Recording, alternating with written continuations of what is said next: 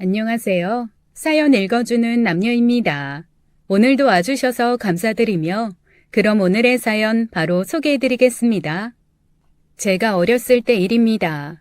저는 어렸을 때부터 일종의 판단력 장애라고 해야 하나 뭔가 결정하는 데 있어 몹시 어려움을 겪는 아이였어요.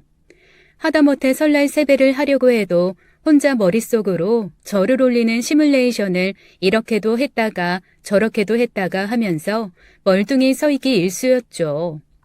사촌들 등살에 머리채 잡히듯 주저앉아 세배를 하고 나면 그게 그렇게 서러워서 눈물이 펑펑 쏟아졌던 기억이 납니다. 나름 생각을 하고 싶었던 건데 다들 제 속도를 못 따라주고 인정하지 않는 게 속상해서 말이죠. 친구들과 꼭꼭 숨어라 머리카락 보일라 이런 놀이를 할 때도 저는 딱 제 성격대로 놀았습니다. 항상 술래 옆에서 혼자 안절부절 못하고 서 있다가 마지막에 정말 딱 잡히기 직전에야 근처 아무데나 가서 몸을 숨기고 제일 먼저 술래한테 걸리는 그런 아이였어요.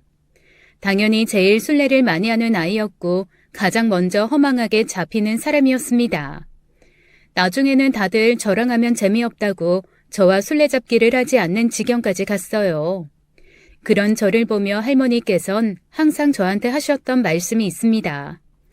예미진아, 무조건 아니다 싶으면 얼른 뒤도는 게 상책이고 도망은 먼저 가는 놈이 제일 빨리 가는 법이다. 일단 아니다 싶어서 뛰어야 할 때는 민기적거리지 말어. 그런데 할머니, 난 그게 잘 안 돼요. 바본가 봐요. 바보가 아니라 생각이 크고 무거워서 그래. 그런데 생각은 머리에서 나오잖아.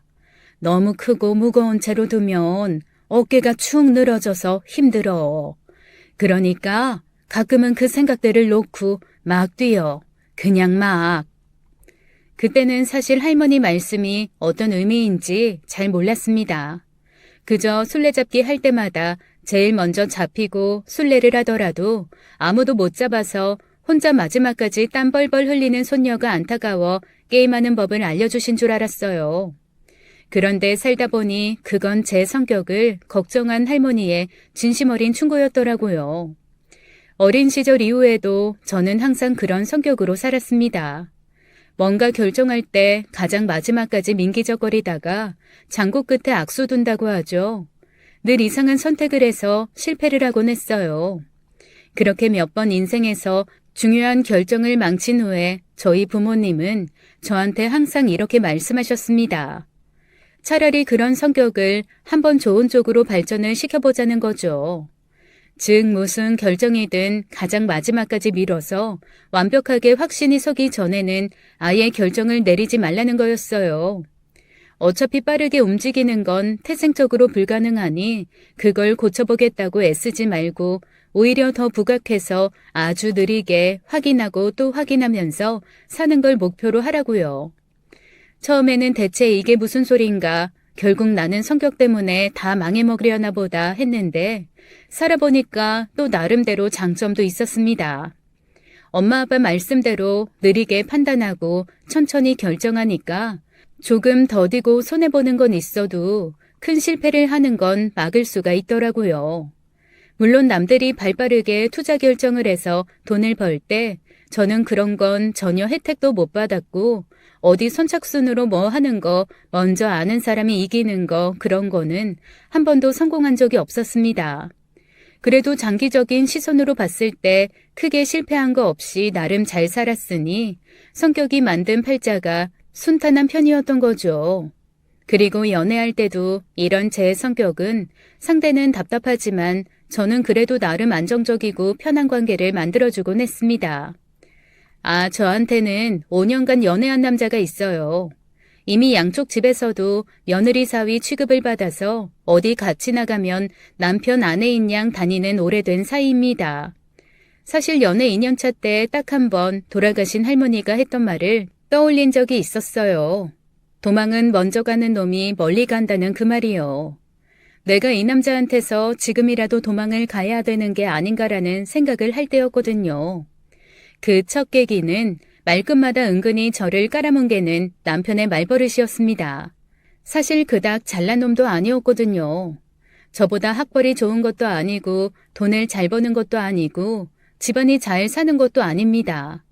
그런데 딱 하나 평균보다 키가 크고 얼굴이 좀 반반해요. 그렇다고 해서 연예인급으로 잘생긴 건 아닌데 어디 가서 못생겼다는 소리 들은 적 없을 서글서글하고 훈훈한 외모입니다. 그에 반해서 저는 진짜 평범하고 약간 작고 통통한 사람이거든요.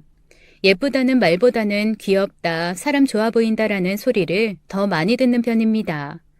아마 저한테 말은 안 했지만 자기랑 저랑 미녀와 야수가 아니라 미남과 야수 이런 커플이라고 생각했던 모양이에요. 저는 성격이 남들 평가에 따라 그닥 속상하거나 자존심 상해하는 타입이 아니라서 그런 식으로 자존감을 올리고 싶으면 그래라 라고 무시하는 편에 속하거든요. 그런데 언젠가부터 제가 거기에 대해서 호응을 하거나 고마워하거나 받들어 보시는 게 안 보이니까 은근히 애둘러서 저한테 이런 얘기를 하는 겁니다. 자기는 남자친구가 잘생겨서 너무 좋겠다. 그치? 같이 다니면 막 어깨가 으쓱하지 않아? 그래? 그래야 돼? 별로 그런 느낌 받은 적 없는데. 뭐 못생긴 것보다는 잘생긴 게 좋기는 하지만 그게 뭐 어깨가 으쓱할 일인가? 그리고 원래 미적인 기준은 사람마다 다 달라. 절대적인 건 없다고.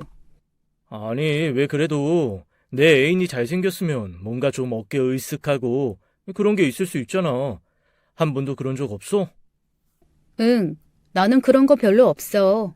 그냥 나만 좋으면 되는 거고 남들 시선 별로 의식하는 편이 아니라서. 그리고 내가 그런 거 의식했으면 이런 가방 들고 다니겠어? 명품 가방 같은 거 사서 들고 다니지. 제가 좀 눈치 없게 말하긴 했어도 그게 제 진심입니다. 솔직히 말하면 저 명품 가방 2달에 하나 정도는 살 능력 돼요. 그리고 남편은 모르지만 저희 친정 꽤 잘 살고요.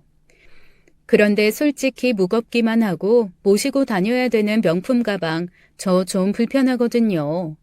그래서 회사 다닐 때도 뭔가 많이 들어가야 되면 에코백 갖고 다니고 가끔 가방이 마땅치 않으면 편의점 비닐봉지에 이것저것 쑤셔 넣고 달랑달랑 들고 다니기도 합니다. 한마디로 저는 가방이 과시 대상이 아니라 그냥 물건을 넣는 용도, 그 이상도 그 이하도 아니라는 얘기인 거죠. 그런데 제가 그렇게 반응했더니 이 남자 약간 자존심이 상했던 모양이더라고요. 그 다음부터 뭔가 뱅뱅 비꼬고 애둘러서 저한테 귀한 게 옆에 있어도 모른다는 둥, 고마운 걸 모른다는 둥 이상한 소리를 해대는 거예요. 아우, 듣다 보니 짜증나서 연애 2년차 때 됐을 때 제가 그냥 그런 얘기 할 거면 헤어지자고 했습니다. 그랬더니 이 남자가 저한테 뭐라 그러는 줄 아세요? 어떻게 감히 자기한테 먼저 헤어지자는 얘기를 하냐고 하더라고요. 그 말을 듣고 좀 어이가 없었죠. 첫 번째는 어떻게 감히라는 표현을 썼다는 게 어이가 없었고, 두 번째로는 제가 먼저 헤어지자는 얘기를 했다고 화를 내는 게 기가 막혔습니다. 아니, 먼저 헤어지자는 말을 대체 왜 못합니까? 남녀 사이에 만나다가 마음에 안 들면 할 수 있는 거죠. 그런데 제가 먼저 헤어지자고 했다는 것 자체가 너무 어이없고 황당하다는 듯 얘기하는데 그게 더 기가 막히더라고요. 이후에 더 싸움이 번지지 않고 서로 살짝 토라져 있다가 자연스레 화해하는 바람에 첫 번째 위기는 어영부영 넘어갔습니다. 다시는 저한테 그런 식으로 외모에 대해서 애둘러 얘기하거나 직접적으로 비교하면서 잘난 척하는 얘기를 하지 않겠다는 약속을 하고 끝났죠. 그런데 지금 생각해보면 그때 도망갔어야 했습니다. 그래야 이 꼴 저 꼴 안 보고 제가 맘 편하게 살 수 있는 거였는데 말이죠. 몇 년 후 슬슬 결혼 얘기가 나올 때쯤 남편의 어이없는 언행은 점점 더 점입가경으로 흘러갔습니다. 그리고 그때 이런 생각을 했어요. 아, 결혼을 하더라도 혼인신고는 최대한 미뤄야겠다. 그리고 이 사람이 정말로 어떤 사람인지 연애 인격이 아닌 진짜 결혼 인격을 파악하기 전에는 우리 집 상황을 자세하게 말하지 말아야겠다. 제가 결심한 건 이 2가지였습니다. 제가 살면서 보니까 주변에 이런 사람들이 있더라고요.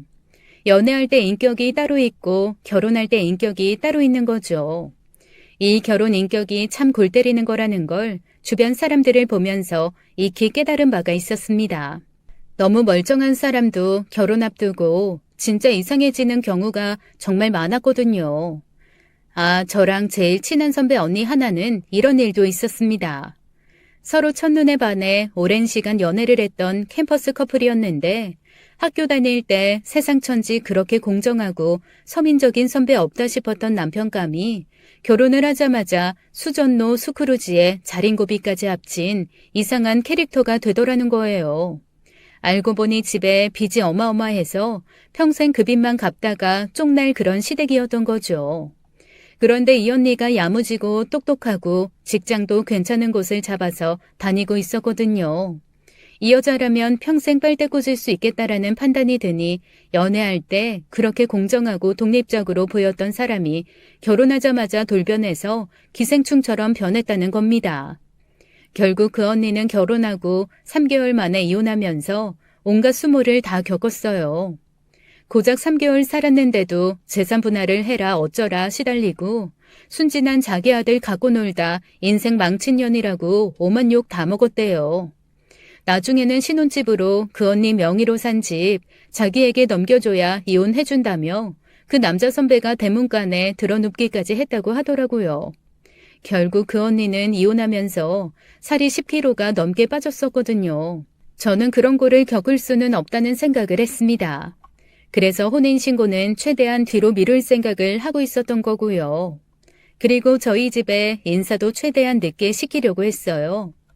아, 저희 친정 부모님이 저 결혼까지 시키면 이제 더 이상 도시에 살고 싶지 않으시다고 시골에 5,000평 정도 땅을 사서 농사도 짓고 전원주택도 지을 계획을 세우셨거든요.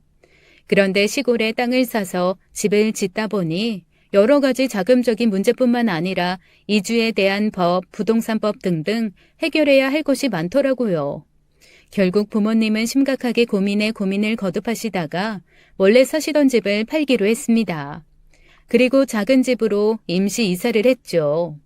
어차피 제가 1년 안에 결혼할 거니까 그 작은 집에서 그냥 새 식구가 1년 정도 복닥복닥 사는 걸 선택을 한 거죠. 제 남편이 저희 집에 인사를 온 게 딱 그 시기였는데 집에 들어오자마자 얼굴빛이 싹 변하는 게 느껴지더라고요. 사실 그때 한 번 더 이런 생각을 했습니다. 지금이라도 도망가는 게 맞는 건가? 지금이라도 그만둬야 되는 건가? 와, 저 얼굴빛 보소. 저 가벼운 인간 숨길 생각도 안 하네. 그런 어이없는 생각이 들 정도로 남편의 얼굴은 딱딱하게 굳기 시작했습니다. 엄마 아빠야 슬슬 이사갈 준비를 하고 계셨으니 살림도 이것저것 안 내다 버려서 별로 남아있지 않은 상황이었고 저야 뭐 결혼하면 어차피 제 살림 따로 뺄 거니까 여기저기 박스로 쌓아서 늘어놓은 상황이었거든요. 언뜻 보면 엄청 가난하게 사는 집이 제대로 된 가구 하나 없이 늘어놓고 사는 딱 그런 꼬라지이기는 했습니다. 게다가 제가 가타부타 설명이 없었으니까 남편이 봤을 때는 새 식구가 손바닥만한 집에서 박스 쌓아놓고 산다고 오해한 거죠. 뭐 딱히 해명과 설명을 하지 않은 제 잘못이라고 한다면 할 말이 없지만 그래도 저는 솔직히 그때 좀 실망을 많이 했어요. 엉거주춤하게 진짜 못 옳고 논 사람처럼 소파 끝에 앉아서 과일도 깨작깨작하고 밥도 깨작깨작 먹는 게 진짜 꼴보기 싫더라고요. 그때라도 엎었어야 했는데 제가 어리석었습니다. 양쪽 집에 다 인사드리고 결혼 얘기 나오고 친구랑 주변 사람들도 다 제가 그 사람이랑 결혼할 거라고 생각하는데 고작 표정 이상했다는 이유로 결혼을 깼다는 얘기는 차마 못하겠는 거예요. 그냥 좀 실망할 수도 있겠지라며 제 스스로를 이해시키고 결혼을 밀고 나간 게 제 잘못이었습니다. 이후에 제가 시댁으로 인사 갔을 때 어이없음은 절정에 달했어요. 저희 부모님이 임시로 살고 있는 그 집이나 이 집이나 제가 볼 땐 거기서 거기였거든요. 똑같이 거실 하나 방 하나 있는 작은 집인데 뭘 그렇게까지 인상을 구기고 있었나 좀 어이가 없었지만 저는 남편과는 다른 사람이니까 씩씩하게 밥도 먹고 싹싹하게 설거지도 도와드리고 왔습니다. 그런데 그 이후에 저한테 사사건건 그래도 자기가 좀 우월하다는 걸 어떻게든 드러내고 나타내고 그러고 싶어 했던 남편은 이제 아예 대놓고 너나 나나 처지 비슷한데 서로 바랄 거 없이 밑장 다 까자는 식으로 나오더라고요. 그러면서 어느 날 저한테 이런 얘기를 하는 겁니다. 야, 뭐 요즘에는 여자랑 남자랑 집도 반반씩 한다는데 너희나 우리나 뭐 그럴 사정은 아닌 것 같고 내가 17평짜리 아파트 하나 해올 테니까 거기서 그냥 우리 부모님이랑 같이 살자. 뭐라고? 17평에서 시부모님이랑 같이 살자고? 요즘에 17평이면 방 2개에 거실 하나야. 그런데 거기서 어떻게 시부모님을 모시고 살아? 아이, 왜 못 살아? 너 그 방 하나 거실 하나 있는 그 조그만 집에서 엄마 아빠랑도 같이 방 쓰고 살잖아. 그런데 방 따로 있는데 뭐가 문제야? 야, 그러고 가보니까 너희 집은 10평 조금 넘더만 17평이면 실제보다 훨씬 넓어. 얘가 고마운 걸 모르고. 기가 막히더라고요. 진짜로 어이가 없었습니다. 하지만 이미 그때는 청첩장까지 다 찍어두었을 때였고 뭔가 뒤집어 엎기에는 혼자 또 망설여지는 게 많았어요. 제 성격이 팔자를 만든 거죠 뭐. 아마도 남편 생각에는 제가 자기네 집보다 썩 잘 살지 않는다고 아예 결정을 내린 듯 했습니다. 그 이후에 저를 대하는 태도가 그걸 확연하게 드러내 주었어요. 저희 부모님이 예단 예물 다 생략했어도 사위 양복 한 벌은 해주고 싶다고 하셔서 백화점에서 다 같이 만나기로 한 날이었습니다. 제가 아무 말도 안 했는데 처음 만난 순간부터 뚱한 남편이 글쎄 이러는 거예요.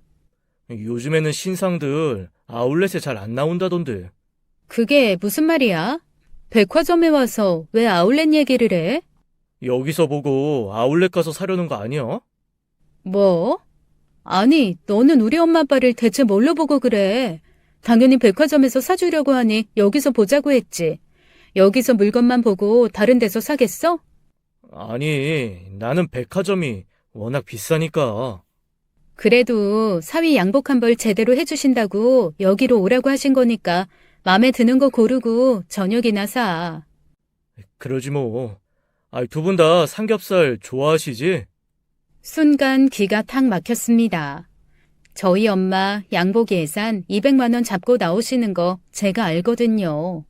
그 예산을 모르더라도 장인 장모 될 사람들이 자기 거 뭐 사주러 나오면 12첩 반상 한정식 집은 아니더라도 소고기 정도는 먹자고 해야 하는 거 아닌가요? 그 자리에서 핸드폰 꺼내서 저렴한 삼겹살집 찾는데 정말 오만정이 다 떨어졌습니다. 바로 엄마에게 전화해서 오늘 갑자기 둘 다 일이 생겨 옷 보는 거 어려울 것 같다고 말해버렸죠. 뭐야, 왜 그래? 너 진짜 해도 해도 너무한다. 그래도 장인 장모가 백화점에서 옷 사주겠다고 마음먹고 나오는데 네가 우리 엄마랑 아빠를 얼마나 무시하면 저녁 식사로 고작 삼겹살 몇 조각 구워 먹는 걸로 퉁치려고 해? 퉁치다니. 요즘 삼겹살이 얼마나 비싼 줄 알아? 그리고 평소 드시던 거 밖에서 드시면 좋잖아. 미쳤네 진짜. 우리 엄마 아빠가 평소에 소를 구워 드시는지 양을 구워 드시는지 네가 알아? 왜? 10평짜리 집에 살면 그냥 고기는 삼겹살이야? 그것도 감지덕지 먹어야 하는 거야? 너 그렇게 생각해? 지금 우리 엄마가 200짜리 양복해 주려고 나오면서 저녁에 사위한테 삼겹살 얻어먹고 들어가야겠니? 200? 그럼 진작에 말을 하지. 그럼 내가 스테이크 집이라도. 진짜 개 속물이다 너. 200 얘기 들으니까 이제야 스테이크 계산이 나와? 됐어. 나 집에 갈래. 당황한 남편은 손이 발이 되게 빌기 시작했습니다. 그렇게 계산한 게 아니라며 그냥 정말 근처에 싸고 맛있는 삼겹살 집이 있어서 아무 생각 없이 말한 거라고 빌고 또 빌더라고요. 그러다가 결국 나중에는 눈물까지 보이기 시작했습니다. 미안해. 그런데 나도 이게 어느 정도는 습관인 것 같기도 해. 자기도 알잖아. 나 자존감은 낮은데 자존심은 높은 거. 나도 모르게 상대 깎아내리면서 내가 잘난 거 확인하고 싶은 마음. 다른 사람한테는 꾹꾹 참으면서 이상하게 당신한테만 자꾸 보여주네. 너무 편하고 다 이해해줄 것 같고 그래서 그런가 봐. 미안해. 사랑해. 나 한 번만 봐주라. 저도 용기가 없었죠. 강하게 얘기한 김에 확 다 뒤집어 엎어버렸어야 되는 건데 당시 저는 이런 생각을 했습니다. 구차하게 이것저것 말하는 것도 애매하고 그렇다고 또 내가 너네 집보다 잘 산다고 잘난 척 할 것도 아니고 이렇게까지 말하는데 계속 화내고 있기도 애매하다고 말이죠. 이렇게까지 말하는데 굳이 그거 가지고 왈가왈부하면서 일 시끄럽게 만들지 말자며 마음을 다스렸습니다. 그렇게 혼자 삭히고 다스리며 결혼식을 코앞에 둔 참이었는데 그런 제 마음을 와장창 무너뜨리는 게 그 17평 아파트 발언이었던 겁니다. 그것만큼은 제가 어떻게 참을 수가 없더라고요. 너무 속상해서 엄마에게 그 얘기를 했습니다. 그랬더니 엄마 아빠가 황당해 하시면서 그제서야 이렇게 말씀하시더라고요. 사실 처음에 남편이 저희 집 인사 왔을 때 엄마가 좀 이상한 걸 느끼셨대요. 보통 여자친구 집에 오고 결혼할 사람 집에 오면 예의상이라도 그렇게 이것저것 막 뒤집어 보진 않잖아요. 그런데 화장실 가겠다고 한 사람이 뭔가 안에서 부시럭부시럭 소리가 나길래 뭐 하나 싶어서 문 밖에서 가만히 듣고 있었다고 했습니다. 그랬더니 남편이 화장실에 있는 수건장이 있잖아요. 그거를 하나하나 열고 닫으면서 혼자 이렇게 중얼거리고 있더래요. 아유, 수건이라고 참. 별 꼬라지 같지도 않은 것들만 가득하네. 사는 수준이 보인다 보여. 그 얘기를 듣고 순간 엄마가 자기 귀가 잘못됐나 혹시 잘못 들었나 싶으셨다고 했습니다. 아니 대체 누가 자기 장인장모 될 사람 집에 와서 수건장 열어보고 그런 소리를 해요. 그런데 제가 앞에서도 얘기했듯이 그때 당시에 저희 집이 한창 이사를 준비하고 있어서 오히려 괜찮은 살림, 좋은 살림은 다 시골집에 갖다 놓고 이사 가면서 버려도 되는 짐들만 그 집에 두고 살고 있었거든요. 당연히 수건도 버리고 갈 것들, 이사하는 날 걸레를 쓰고 버릴 것들, 그런 것들을 넣어놨으니 구질구질하죠. 정상적인 사람이라면 그걸 보고 다음에 수건이라도 좀 사드려야겠다는 생각을 하지 이렇게 구질구질하게 살고 있는 꼬라지라는 얘기나 단어는 입 밖으로 내놓지 않잖아요. 남편이 화장실에서 그렇게 중얼거리는 소리를 듣고 황당해진 엄마가 그 다음부터 계속 남편을 지켜봤다고 했습니다. 아니 그런데 세상에 얼마나 뭘 감시하는 눈으로 여기저기를 훔쳐보는지 그릇 하나 포크 하나 아주 고운 눈으로 보는 법이 없더라는 거예요. 사실 내가 진짜 어이가 없고 황당해서 아니 우리 시어머니도 안 시킨 시집살이를 사위놈이 시키나 하는 생각이 다 들었다니까.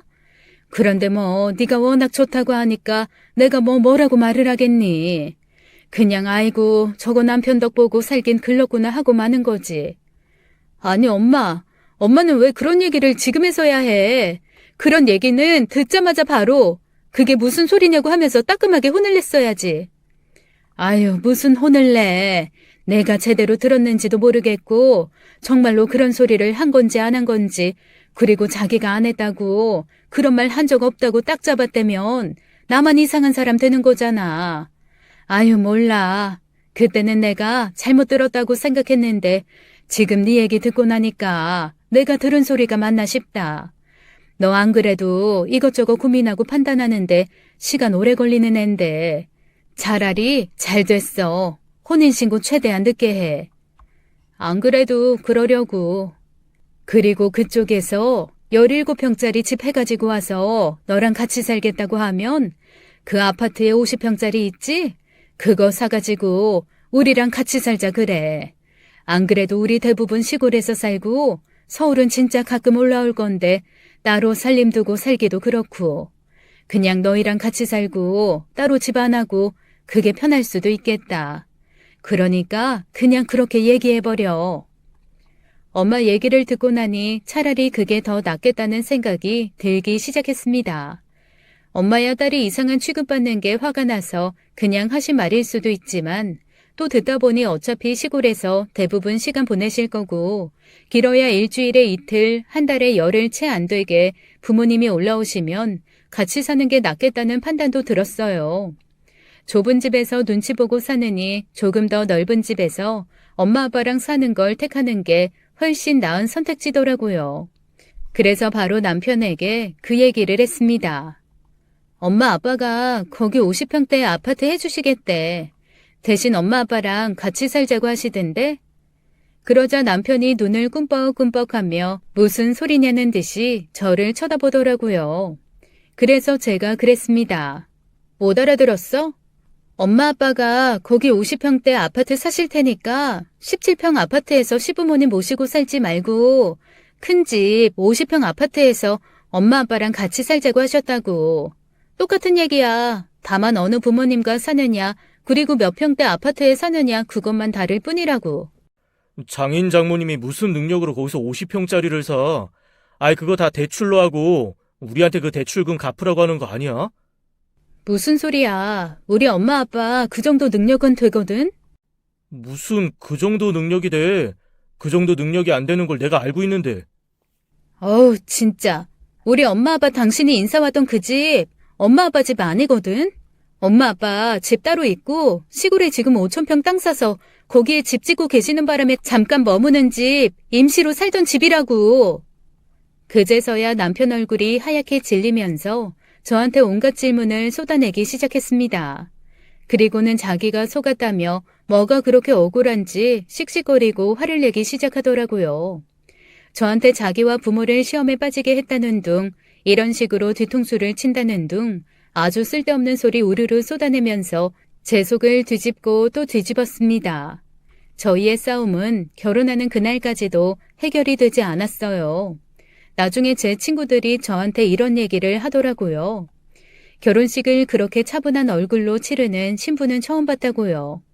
남의 속도 모르고 혼자 속 끓이면서 식장에 들어간 건데 그거를 또 그런 식으로 받아들이더라고요.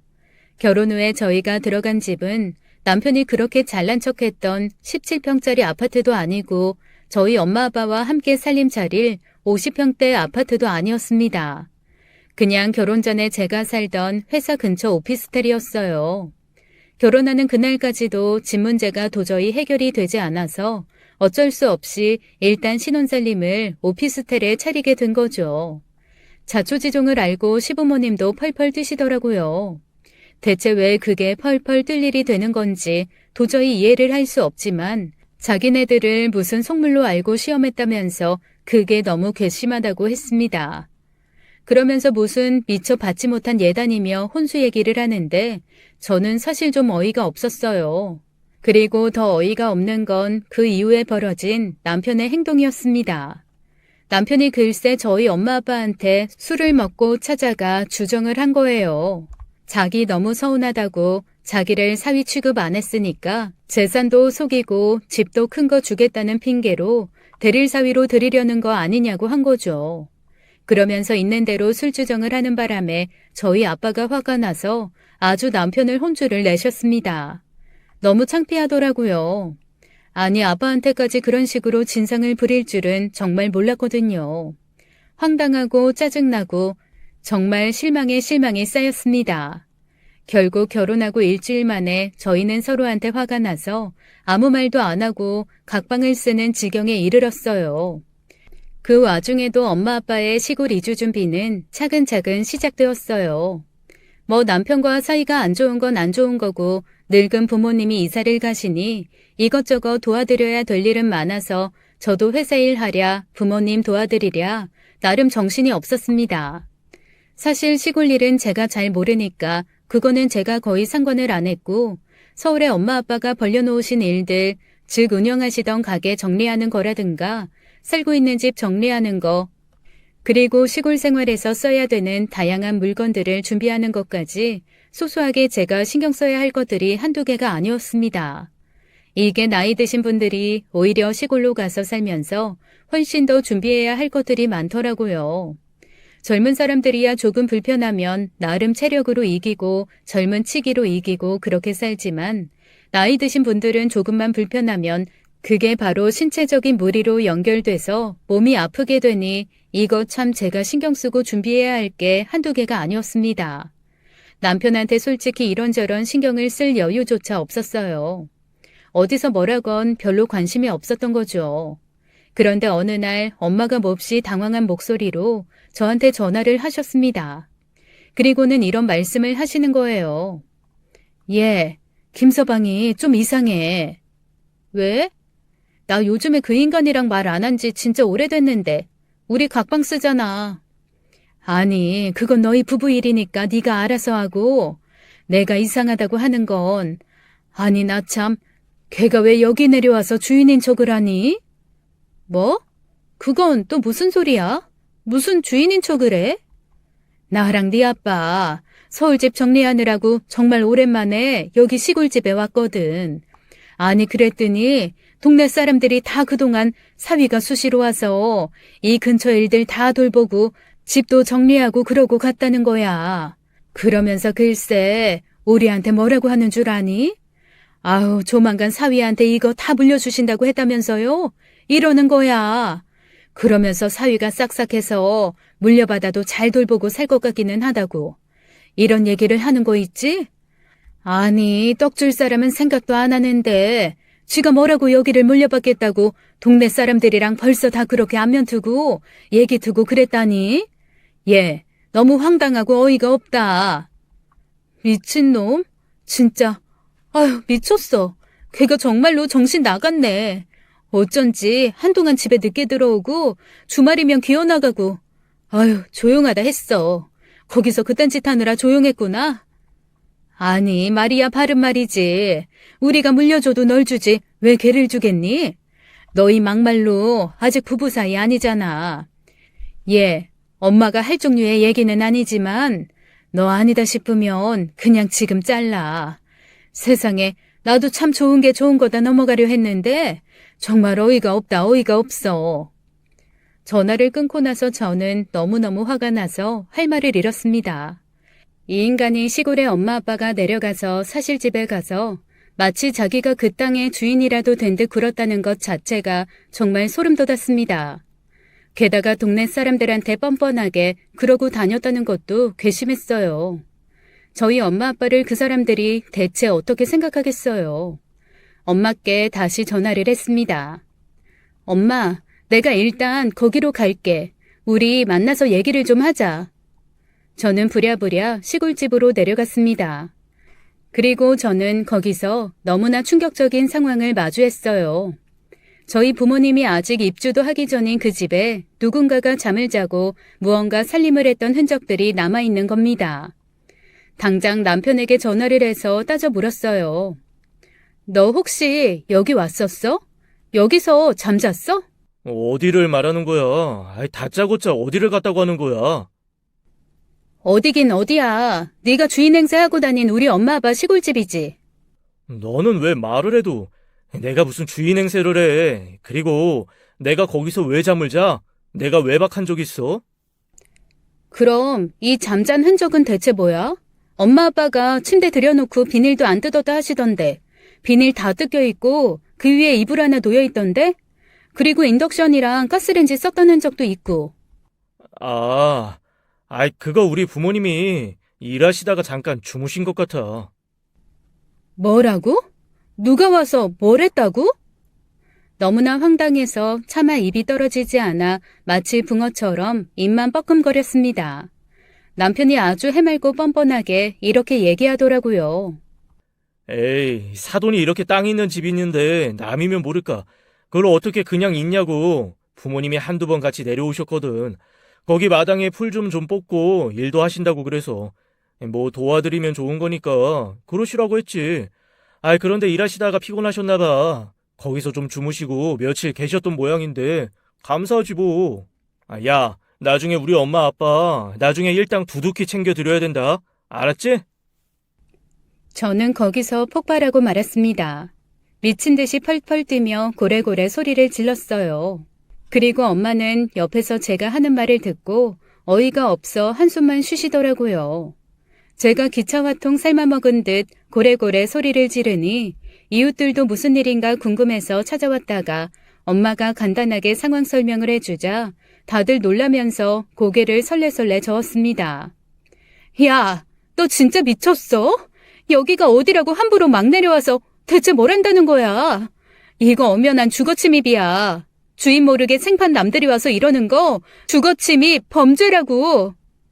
제 남편은 주거침입이라는 단어를 듣자마자 적반하장도 유분수지 자기와 자기 부모님을 범죄자 취급했다고 가만히 있지 않겠다며 명예훼손 얘기를 하더라고요. 그 말에 제가 또 나사가 돌아서 미친 듯이 퍼부어댔습니다.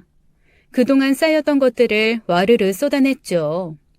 연애할 때부터 은근히 비교하면서 사람 기분 나쁘게 군 것, 속물처럼 희번덕 눈알 굴리면서 비교하고 무시한 것, 우리 집에 인사 왔을 때 수건장 뒤지면서 중얼거린 것, 양복 사준다고 했을 때 금액 듣기 전에 삼겹살로 때우려고 했던 것, 그동안 최선을 다해 부모님께 숨겨왔던 얘기까지 낱낱이 털어놓으며 퍼부어댔어요. 제 말을 듣고 그간 있었던 자잘한 일들을 모두 듣게 된 부모님은 속에서 천불이 솟는지 갑자기 얼음물을 가져다가 한 사발씩 벌컥벌컥 들이키시더라고요. 그런데 제 말을 다 듣고 난 남편이 뭐라 그랬는 줄 아세요? 그런 거 다 용서했으니 나랑 결혼한 거 아니야? 지난 일 되새김질하는 거 치사하고 어름스럽지 못한 행동이야. 지금 네가 한 행동 정중하게 사과해. 그럼 용서해줄게. 이래서 바닥까지 뻔뻔한 사람은 오랫동안 인연을 맺으면 안 되고 도망갈 수 있을 때 빨리 도망갔어야 했던 거구나라는 생각이 머리끝부터 발끝까지 찌르르 흘러내리고 또 흘러내렸습니다. 제가 빨리 판단을 못해서 엄마 아빠까지 험한 꼴 보시는 것 같아 정말 민망하고 볼낯이 없더라고요. 제가 얼마나 동네방네 확성기 틀어놓은 듯 왈왈거리며 떠들었는지 의도치 않았지만 근처 사는 사람들이 그간의 비하인드를 다 알게 되었습니다. 다들 조금 의아하게 생각은 했지만 그냥 넘어갔던 일들이 있었는지 슬금슬금 저희 집으로 와서 이야기 보따리를 풀어놓더라고요. 동네 사람들이 돌아가면서 들려준 얘기는 더 가관이었어요. 시부모가 얼마나 풀빵굴이 드나들 듯 저희 엄마 아빠 시골집에 드나드셨는지 다들 그분들이 집주인이고 저희 엄마 아빠가 집을 팔았다고 생각하실 정도였다네요. 그리고 공공연하게 동네 사람들한테 어차피 이 집 다 우리 아들 거고 우리 아들이 나중에 다 가질 거라고 얘기를 했다는 겁니다. 그래서 다들 저 집 딸이 결혼한다고 하더니 결혼한 딸한테 물려주려나 보다 라고 생각을 했다는 거죠. 한마디로 떡줄 사람은 생각도 않는데 김칫국부터 마신 거였어요. 그날 집에서 마주한 남편과 저는 정말 대판 싸우기 시작했습니다. 저는 남편한테 뻔뻔한 것도 유분수라며 그냥 헤어지자고 얘기를 했고 남편은 절대 헤어질 수 없다고 자기는 잘못한 게 없어서 헤어짐을 받아들일 수 없다고 하더라고요. 그리고 어차피 부모님이 돌아가시면 우리한테 재산 주는 거 맞는 거고 자기가 틀린 짓 한 거 하나 없는데 왜 자기가 나쁜 놈이 돼야 되냐고 저한테 오히려 대묻더라고요. 그때 제가 깨달은 게 하나 있었습니다. 뭔가 말을 하고 설득이 돼서 통할 대상이면 아예 이런 상황을 만들지도 않았을 거라는 생각이었어요. 정말 처음부터 아주 크게 잘못 생각했구나라는 깨달음이 엄습해왔습니다. 그때부터 마음이 차가워지더라고요. 뭔가 상대한테 서운하거나 속상한 감정은 그 사람한테 일말의 미련이 남아있거나 기대가 남아있을 때 가능한 감정이잖아요. 그런데 남편에 대한 일말의 기대도 그 어떤 감정도 남아있지 않고 안개처럼 사라진 느낌이었습니다. 그저 아무 생각 없이 차분해지기만 하더라고요. 남편이 계속 뭔가 이상한 얘기를 해대면서 팔팔 뛰었지만 제가 하는 얘기는 단 하나였습니다. 헤어지자는 거였죠. 무슨 얘기를 하더라도 헤어지자는 말만 하니까 남편이 마지막엔 저한테 이러더라고요. 그래, 네 말대로 해 그러면. 대신 헤어질 거면 일단 혼인신고부터 먼저 하고 헤어져. 뭐라고? 헤어지는 마당에 내가 혼인신고를 왜 해? 해, 혼인신고.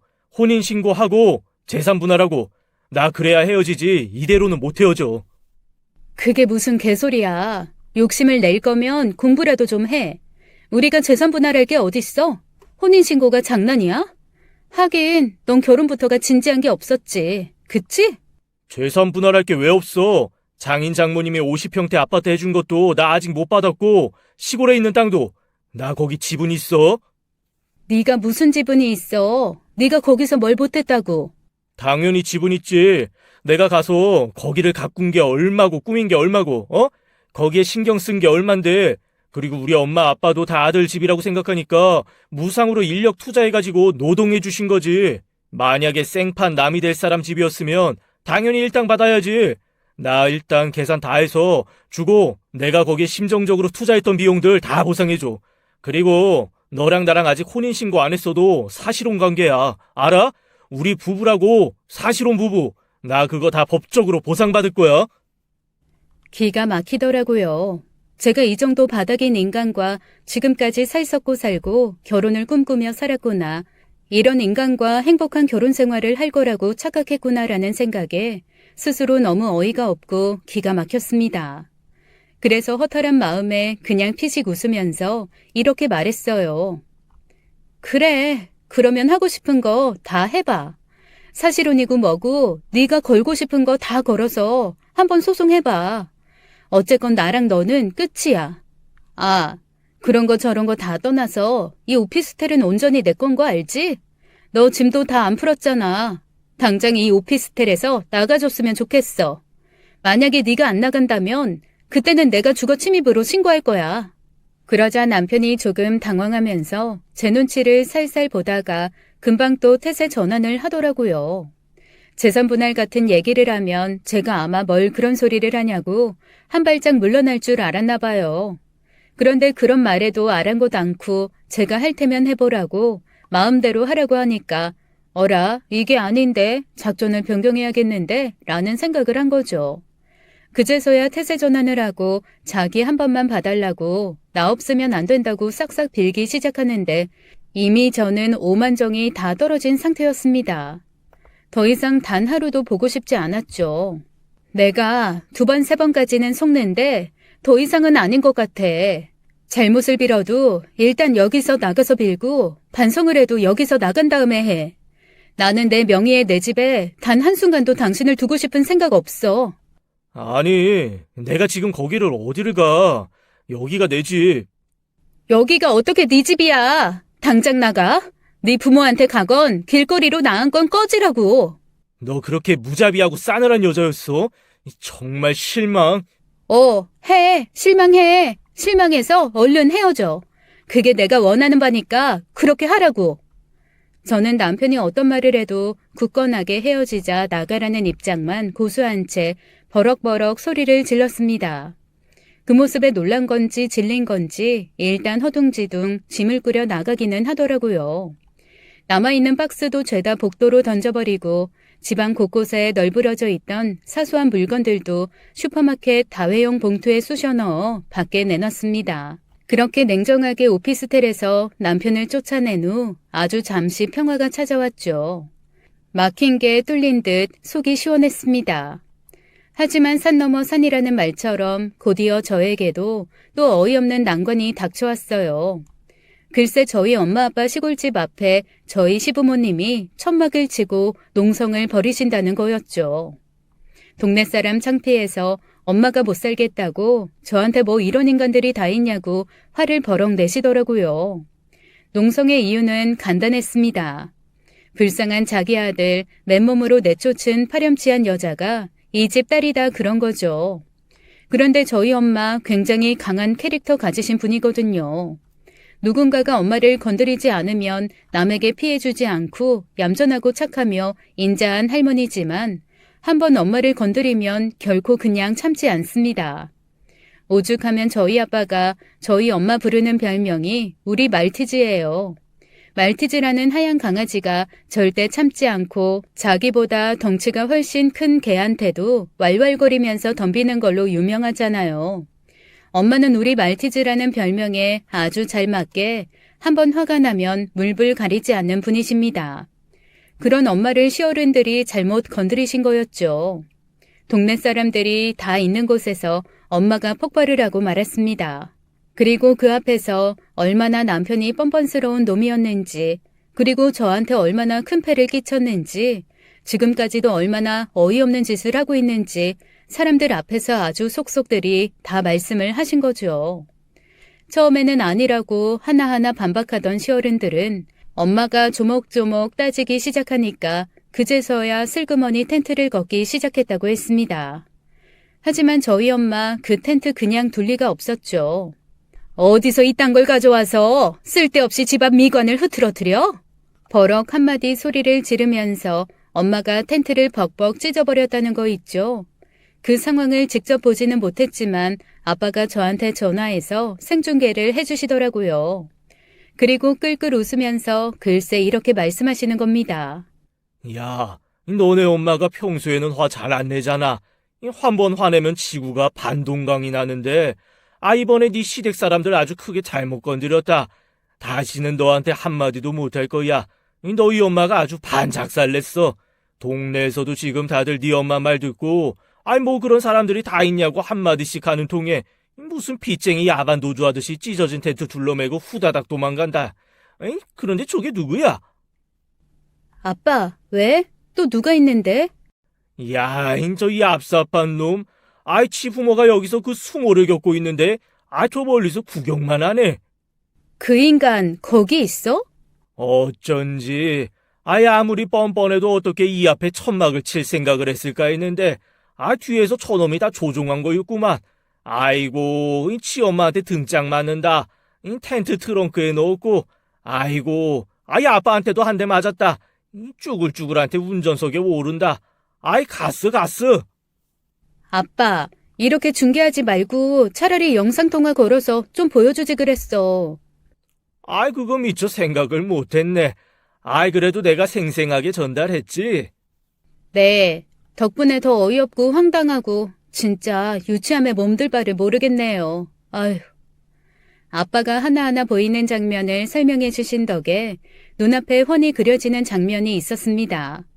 자기 깐에는 본인이 뭐래도 안 되니까 늙은 부모를 끌어들여 뭐라도 얻어낼 심산이었던 거죠. 참 어쩌면 이렇게 머리까지 나쁜 건지 헛웃음만 나왔습니다. 사람들이 뻔뻔할 수는 있죠. 네, 성격상 뻔뻔할 수도 있고 안하무인일 수도 있고 충분히 그럴 수 있다고 저는 생각해요. 그게 사람이니까요. 그리고 내가 아무리 올바르게 생각하고 산다고 해도 이 세상에 입장 다른 누군가에게는 내가 천하의 나쁜 사람일 수도 있는 게 사람 사는 거잖아요. 누군가에게는 영웅이, 누군가에게는 원수일 수 있는 거니까요. 그런데 이렇게까지 생각 없이 함부로 구는 사람이 있을 거라고는 상상도 못했고 그 사람이 저와 결혼으로 연결된 사람과 그 가족일 거라고는 더더욱 생각하지 못했습니다. 어쨌건 저희 엄마의 일갈에 허연 얼굴로 우르르 도망간 시댁 식구들은 엄마한테 혼날까봐 그랬는지 제 앞에는 안 나타나고 대신 남편, 아니 제 전남편을 통해서만 계속 이상한 연락을 해오더라고요. 부부싸움 칼로 물베기라는데 한 번만 용서하고 같이 살라는 둥, 대릴 사위로 살아도 되니까 헤어진다는 얘기만 하지 말라는 둥, 그런 얘기만 쓸데없이 저한테 전해지고 있었습니다. 하지만 제 마음은 이미 차갑게 식은 상태였어요. 절대 다시는 받아줄 마음도 없고 받아주고 싶지도 않습니다. 한 번 깨진 접시 붙여봐야 다시 깨진다는 것 너무나 잘 알고 있거든요. 그나마 진짜 다행인 건 할머니 말씀대로 일찍 도망가서 멀리 도망가는 건 실패했지만 적어도 민기적거리다가 크게 뒤통수 맞는 건 안 할 수 있어서 그거 하나 다행이다 싶어요. 앞으로도 제 성격 답답하다고 고치려는 노력 않고 그냥 지금처럼 돌다리 두들기고 또 두들기다가 그 돌다리가 누렇게 변할 때까지 두들기는 그런 사람으로 살려고요. 이게 느려서 답답하기만 하다고 생각했는데 느려서 제 인생을 구했다는 생각이 드니 꼭 나쁘기만 한 성격도 아닌 것 같아서 말이죠. 그리고 제 전남편은 사방팔방 제 지인들한테 억울하다고 호소하고 다니다가 제가 우르르 모든 사연을 써서 퍼뜨린 글 때문에 다른 사람들한테까지도 양심 없고 사기꾼 같은 놈으로 낙인 찍혀서 지금 인간관계도 다 끊긴 것 같아요. 자업자득이죠 뭐. 그러거나 말거나 저는 이제 시골 생활 시작하신 엄마 아빠와 함께 제2의 인생을 다시 한번 시작해보려고 합니다. 아빠는 저한테 버러지 같은 놈 버렸으니 이 집과 땅 정말로 저한테 물려주실 거라며 딱 하나 조건을 거셨어요. 나는 내 딸이 이 땅과 집을 갖는 건 정말 아무런 반대 의견이 없어. 그런데 우리 딸 덕에 다른 집 아들이 이걸 갖는 건 너무 싫다. 나 죽고 나서도 너 남자 함부로 안 만나겠다고 덥석 서류상으로 합치는 거 안 하겠다고 약속하면 내가 이거 너 몰려주마. 아빠, 걱정하지 말아요. 저 진짜 다 지긋지긋해져서 서류로 뭔가 엮이는 일 절대 없을 거니까. 그런 약속을 다 할 정도로 저희 식구는 제 결혼 해프닝에 아주 크게 되었습니다. 완전히 헤어지고 1년 정도 뒤에 뜬금없이 전 남편, 아니 전 남자친구, 아니 전 동거인에게서 연락이 한번 온 적이 있습니다. 글쎄 뭐 때문에 연락이 온 줄 아세요? 정말 나쁘끄럽고 창피해서 글쎄 500만 빌려달라고 연락이 온 거 있죠. 어머니 아버지까지 같이 사는 그 집 자가도 아니고 전세였는지 이사를 가야 하는데 돈이 너무 모자르다고 500만 빌려달라고 연락이 왔더라고요. 전화해서 빌어도 시원찮고 찾아와서 무릎 꿇어도 모자랄 판에 문자로 돈 빌려달라는 메시지가 왔길래 500만 원어치 현금 사진을 찾아내서 저도 문자로 보내버렸습니다. 뭐랄까 눈에는 눈, 이에는 이랄까요? 그걸 받고 뭐라 또 쓸데없는 소리 하는 거 듣기 싫어서 바로 차단해버리는 바람에 어떻게 답장이 왔는지는 몰라요. 미루어 짐작하건대 아무런 설명 없이 떨렁 사진만 보낸 걸 보고 아마 몹시 분해하면서 네가 감히 이러고 있지 않을까 하는 생각입니다. 혹시 찾아오는 불상사가 생길까봐 오피스텔도 이사를 했어요. 그 사람과 저를 동시에 아는 모든 사람에게 헤어진 이유와 자초지종을 말해서 소문이 쫙 퍼지게 하고 제가 이사 간 곳, 옮긴 회사 절대 말해주지 말라고 신신당부를 했죠. 조만간 전화번호도 바꿀 예정입니다. 너무 오래 쓴 번호라 바꾸기가 쉽지 않을 것 같았지만 매번 다른 번호를 빌려 집착적으로 오는 문자와 전화 때문에 노이로제가 걸릴 지경이거든요. 한편으로는 회사 옮기는 것도 이사를 가는 것도 전화번호를 바꾸는 것도 모두 제가 오래 고민하다가 시기를 놓치면서 못했던 것들인데 이참에 다 할 수 있게 되어 조금은 고마운 마음도 있습니다. 이런 걸 보고 개똥도 약에 쓸 때가 있다고 하는 걸까요? 하지만 아무리 효과 좋은 약이 된다고 하더라도 그 똥 같은 인간 다시는 만나고 싶지 않습니다. 지금도 생각하면 소름이 돋거든요. 지금까지 사연 읽어주는 남녀였습니다. 끝까지 시청해주신 여러분 감사드리며 저희는 다음 사연으로 돌아올게요. 감사합니다.